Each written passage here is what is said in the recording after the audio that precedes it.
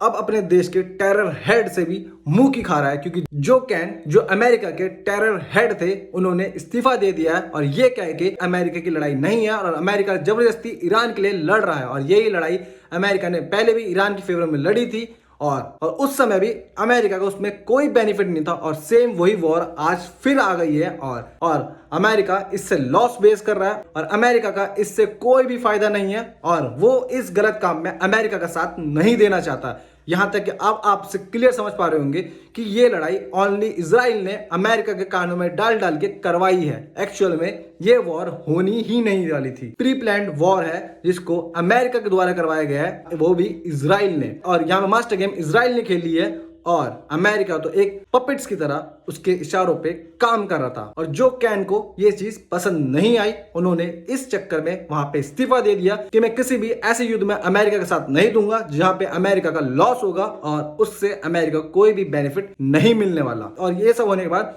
Donald Trump अपने ही देश में मुंह की खा रहा है और लोगों को जवाब ना देके वहां से भाग रहा है। और अब इजराइल और डेंजरस इसलिए हो गया है क्योंकि इजराइल अब सर्वाइवल के लिए वॉर कर रहा है और अमेरिका प्रॉफिट्स के लिए।